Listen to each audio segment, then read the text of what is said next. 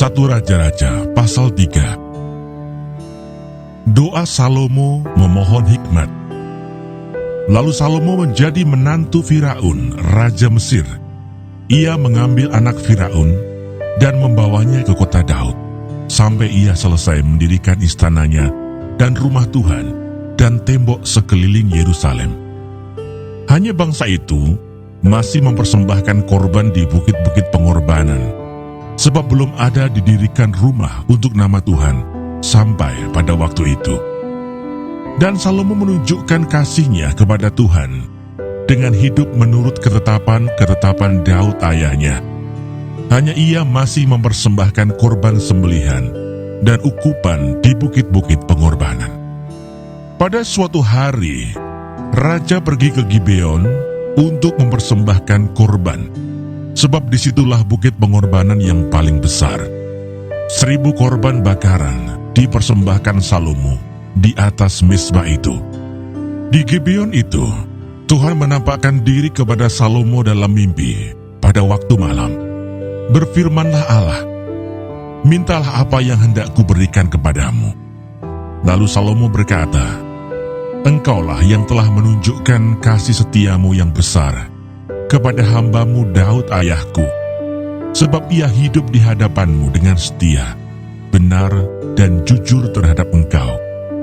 Dan engkau telah menjamin kepadanya kasih setia yang besar itu, dengan memberikan kepadanya seorang anak yang duduk di tahtanya, seperti pada hari ini.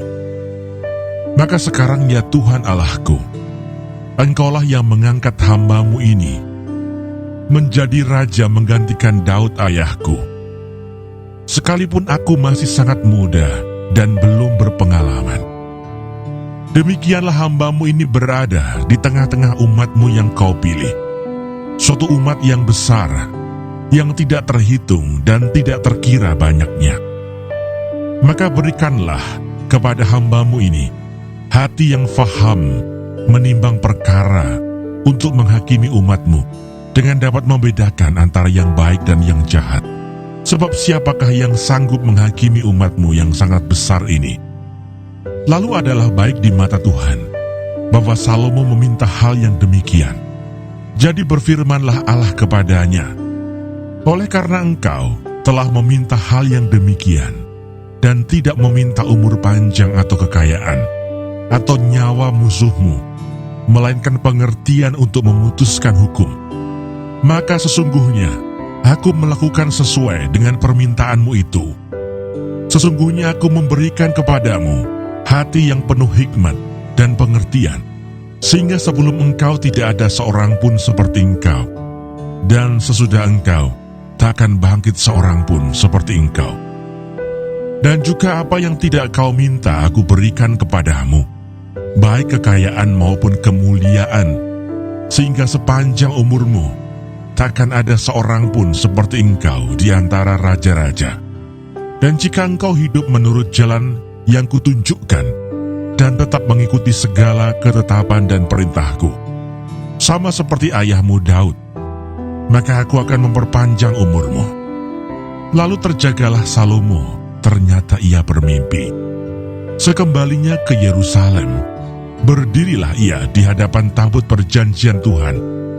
Dipersembahkannya korban-korban bakaran dan korban-korban keselamatan. Kemudian ia mengadakan perjamuan bagi semua pegawainya. Hikmat Salomo pada waktu memberi keputusan. Pada waktu itu masuklah 2 orang perempuan sundal menghadap raja, lalu mereka berdiri di depannya. Kata perempuan yang satu, "Ya tuanku, aku dan perempuan ini diam dalam satu rumah, dan aku melahirkan anak pada waktu dia ada di rumah itu. Kemudian pada hari ketiga sesudah aku, perempuan ini pun melahirkan anak.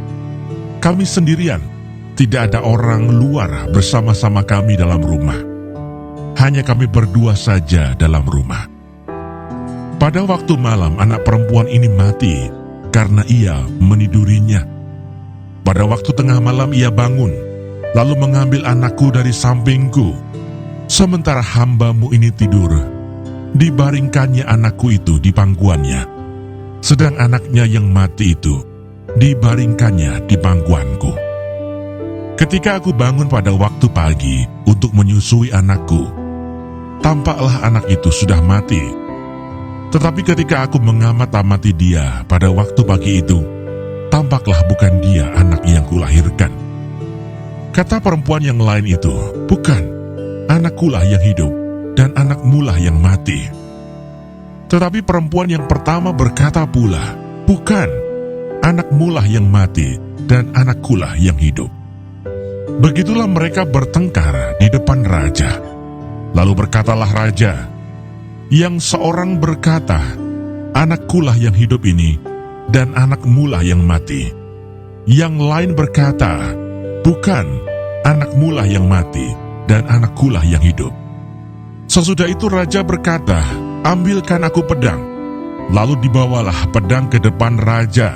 Kata raja, penggalah anak yang hidup itu menjadi dua, dan berikanlah setengah kepada yang satu, dan yang setengah lagi kepada yang lain. Maka kata perempuan yang empunya anak yang hidup itu kepada raja, sebab timbullah belas kasihannya terhadap anaknya itu, katanya, ya tuanku, berikanlah kepadanya bayi yang hidup itu, jangan sekali-kali membunuh dia. Tetapi yang lain itu berkata, supaya jangan untukku ataupun untukmu penggalah. Tetapi raja menjawab katanya, berikanlah kepadanya bayi yang hidup itu, jangan sekali-kali membunuh dia, dia itulah ibunya. Ketika seluruh orang Israel mendengar keputusan hukum yang diberikan raja, maka takutlah mereka kepada raja, sebab mereka melihat bahwa hikmat daripada Allah ada dalam hatinya untuk melakukan keadilan.